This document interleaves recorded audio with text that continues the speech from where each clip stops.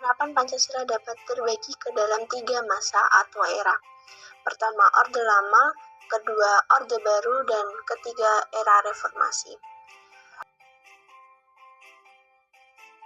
Pertama, Orde Lama dibagi menjadi 3 periode. Yang pertama, awal kemerdekaan di tahun 1945 sampai 1950. Yang kedua, demokrasi liberal di tahun 1950 sampai 1959. Yang ketiga, demokrasi terpimpin di tahun 1959 sampai 1966.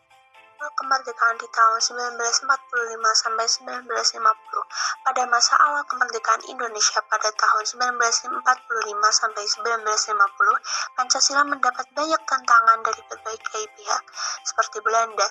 Bahkan masyarakat Indonesia sendiri yang ingin mengganti Pancasila dengan dasar negara lain. Liberal di tahun 1950 sampai 1959. Pada masa ini dasar negara Indonesia tetap Pancasila, namun dalam penerapannya sila keempat tidak lagi berdasar musyawarah namun suara terbanyak atau voting. Pada masa ini juga muncul berbagai pemberontakan dengan tujuan memisahkan diri dari NKRI. Tahun 1949 sampai 1966. Pada masa ini, demokrasi dianggap tidak berada pada kekuasaan rakyat, sebagaimana diamanatkan nilai-nilai Pancasila, namun cenderung berada pada kekuasaan pribadi presiden. Hal ini membuat Insinyur Soekarno menjadi otoriter baru.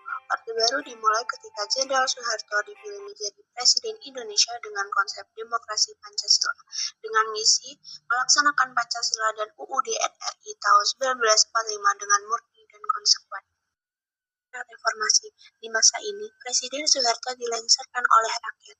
Hal tersebut membuat Indonesia memasuki era yang baru, yaitu era reformasi, di mana Pancasila mendapatkan banyak tantangan. Tantangan tersebut adalah kondisi masyarakat yang berkehidupan serba bebas, munculnya benih-benih perpecahan, dan perkembangan dunia internasional. Tantangan Pancasila. Yang pertama, tantangan pada Orde Lama. Pada periode ini, Indonesia mendapat tantangan berat, yaitu munculnya pemberontakan Republik Maluku Selatan (RML), Pemerintah Revolusional Republik Indonesia (PRRI), dan Perjuangan Rakyat Semesta (Permesta) yang ingin melepaskan diri dari NKRI. Tantangan Orde Baru. Pada masa ini, Pancasila tidak dijalankan secara murni dan konsekuen. Justru pemerintahan Orde Baru ini dinilai sama otoriternya dengan Orde Lama. Praktek KKN, korupsi, kolusi, dan nepotisme sangat marak, utamanya di kalangan pemerintah.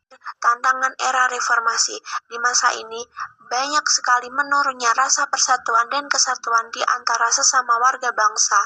Menurunnya rasa persatuan dan kesatuan ditandai dengan konflik antar daerah dan tawuran antar pelajar.